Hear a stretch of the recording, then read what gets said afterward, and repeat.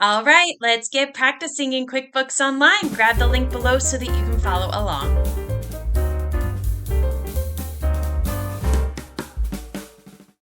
All right, here we are in the QBO Gym, and the QBO Gym is really just a set of numerous exercises that help simulate real-life scenarios that you may encounter as a bookkeeper.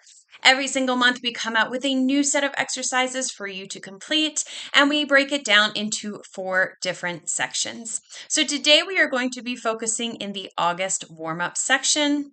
At the top here is a video that gives a synopsis of what's going on in Craig's world that month. He is our fictitious business owner. Further down is an interactive quiz to test your knowledge on what you just watched in that video. And then further down are all of the exercises within that section. So today we are going to practice receiving payments.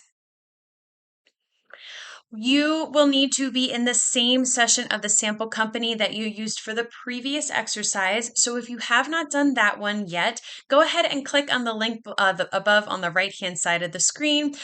Do that exercise and then come back to this one. So our scenario today is that 3 checks have come in that we will need to process. So let's see how to do that. We're going to get a list of those checks underneath the animated video in the gym. So let's go back and do that first. So if you scroll to the top here at the gym, there's this button here that says checks. Go ahead and click on it. And you will see the 3 checks that we are going to be processing today.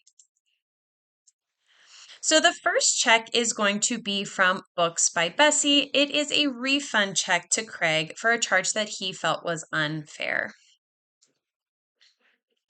So in QBO, we should always be recording things before they happen at the bank. Of course, real life happens and it doesn't always work that way, but that is the ultimate goal. Unfortunately for this one, there is no transaction in QBO to record a vendor refund before the refund is actually deposited. So we can create a journal entry. Journal entries are great because they're kind of a blank slate, and you can use them to record something in QBO that isn't already having a pre-built transaction for it. So to get started with this, we're going to, in the left nav bar, we're going to click on the plus new button and then select journal entry. So here I am in the sample company. This is the dashboard. We're going to click on the plus new button over here, and under other, we're going to click on journal entry. We are going to fill it out. So in the first line of the account column, we're going to select checking because this is where the money is going. So click into this and you can start typing checking. There we go, and click on that.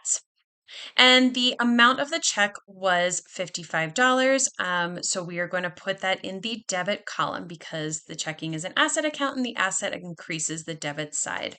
So click to type in $55. If you tab over, that will show there. And then we are going to put in the description refund from Books by Bessie. So in the description, refund by Books by Bessie. It's actually refund from Books by Bessie. There we go. And then in the name column, we're going to go ahead and put Books by Bessie. So if you click into it and you start typing in books, you will see that appear. So go ahead and click on that vendor. In the next step, we need to know what account the refund will be applied to. To be sure, we can always look at the original check payment that was made to Books by Bessie. For now, Books by Bessie was Craig's previous bookkeeper, and since he no longer works with her and he works with you, you're pretty sure that the proper account is going to be bookkeeper, but we'll double check on that in a minute. So we are going to start filling this out. So in the account field, we are going to go ahead and select bookkeeper, legal professional fees. If you start typing in bookkeeper, you will see it come up. Bookkeeper is a sub account of that legal and professional fees. That's why that shows first. And then the $55 is automatically put into the credits account because debits have to equal credits. So QBO is already assuming that that's what we want to do, and it is, so we are going to leave it as is. The description is going to again be refund from Books by Bessie, which once again has been filled in for us thanks to QBO. And then we are going to, in the name column, go ahead and put Books by Bessie again. So Books by Bessie, there we go. And now that has been filled out. So we are just going to go ahead and save and close this. So in the little arrow here, go ahead and click on Save and Close. And the journal entry has been saved. But let's go back and make sure that we did use the correct account. We want to confirm that what we did in the journal entry was the correct thing. So to do this, in the left nav bar, we're going to click on Expenses and then select Vendors. So down here, Expenses, you will click on Vendors. And then we need to go to Books by Bessie. So go ahead and click on that name right there. And then we are going to just take a really quick glance. We need to examine the category field. And we know that the original check to Bessie was number 12, and we will see how that is categorized. So here is that check number 12. If you want to expand this out a little bit, you can see the whole thing. And you will see that, yes, bookkeeper is the correct category. So we did everything right, and we can move on to the next check. So now we will need to record the $50 check from Sushi by Katsuuki. So you'll see that right here, Sushi by Katsuuki for $50. So step one is we need to have click on the plus new button and then select receive payment. And that's because we need to record that we had received that check from them. So click on receive payment.